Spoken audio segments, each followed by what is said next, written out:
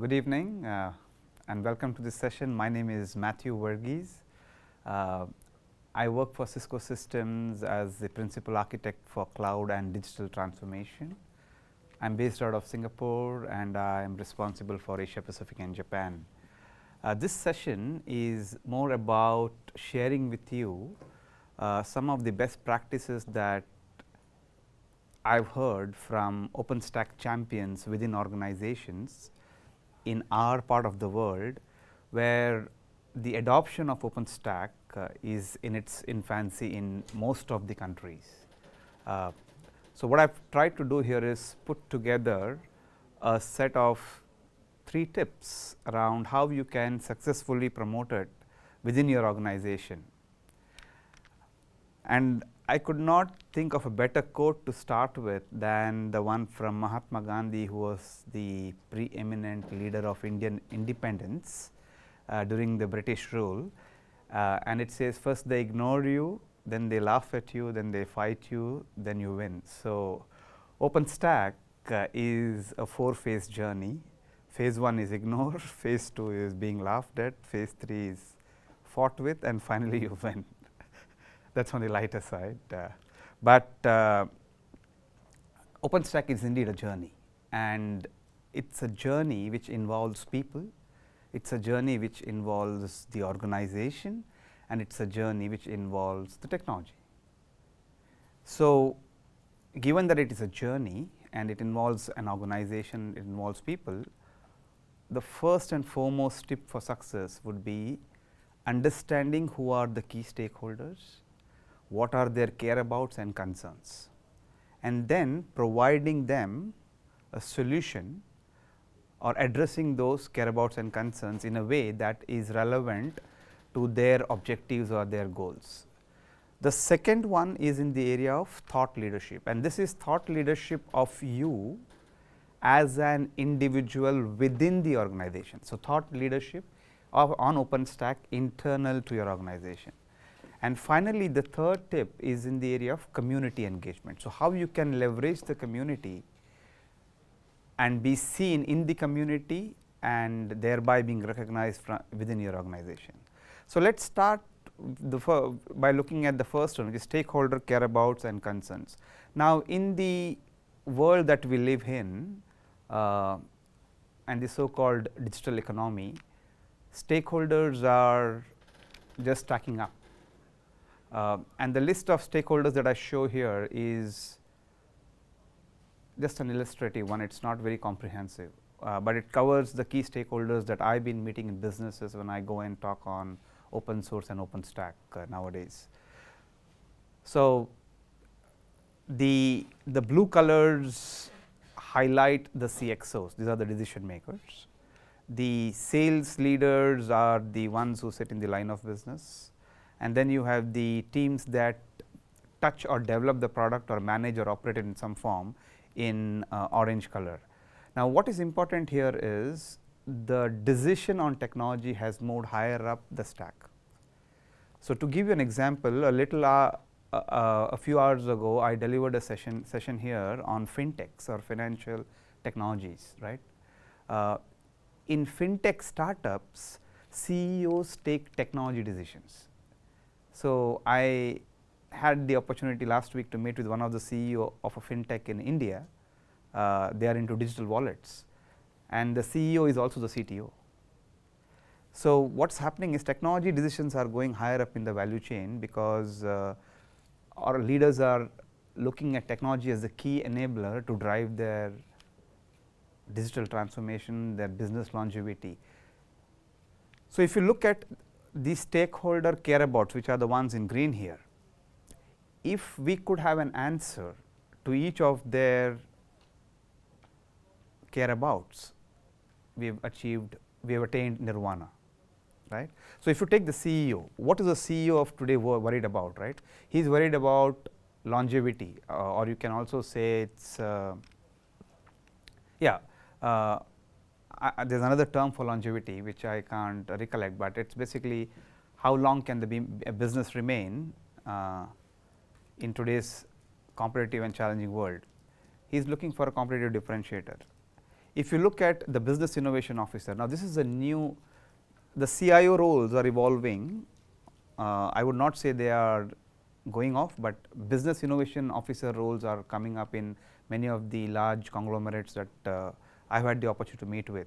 And these officers are goaled with 4 KRAs. The first one is to innovate business models. Second is to innovate the ecosystem. Third is to reimagine their organizational capabilities.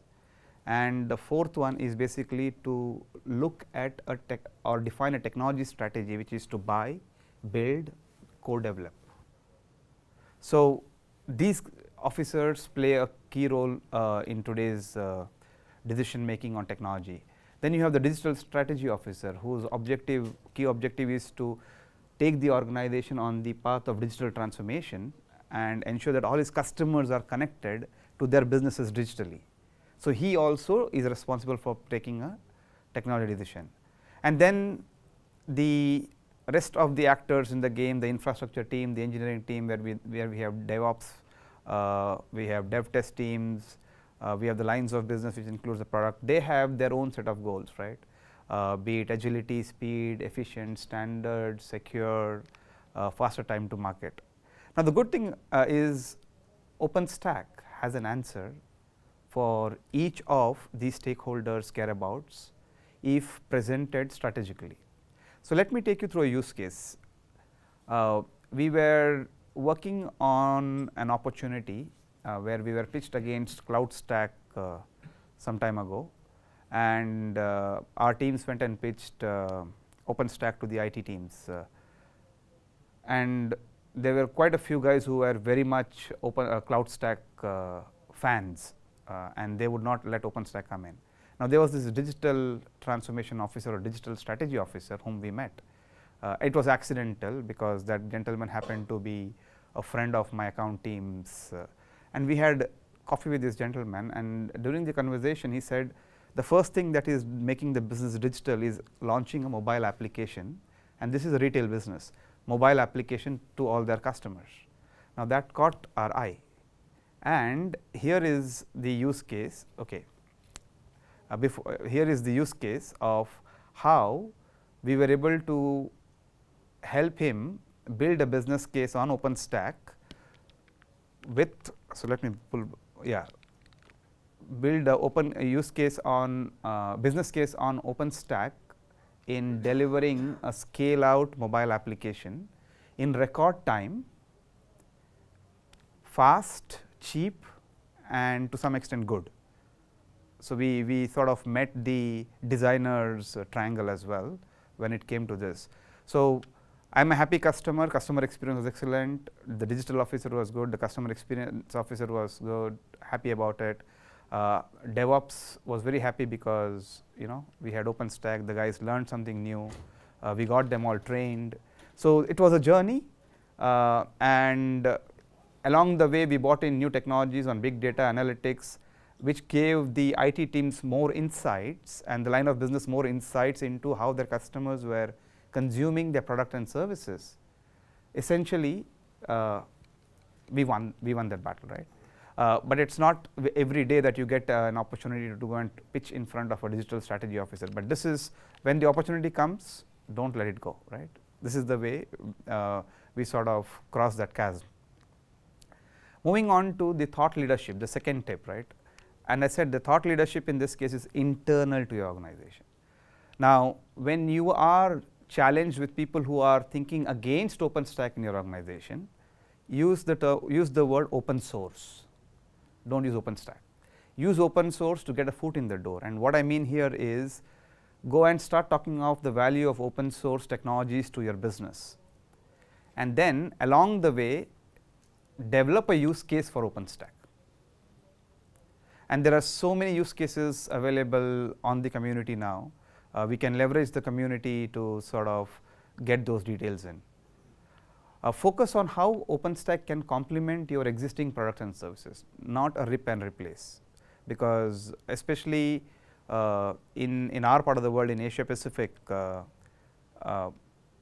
people cost is not very high, correct. So, people are worried about losing their jobs and sitting, So, it's about giving them the confidence that we are not here to challenge or threaten your roles, but complement it.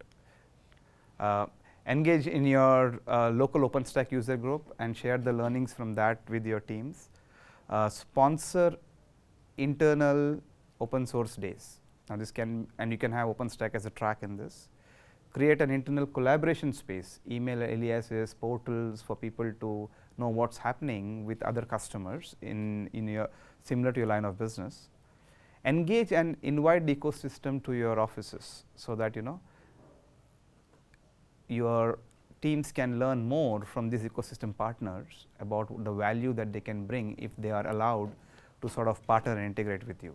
And finally, set up a sandbox environment, pick up the most compelling use case and test it out. And then once you make it work, create a use case, create a business value out of it, an ROI out of it, and share it with your leadership for their buy-in.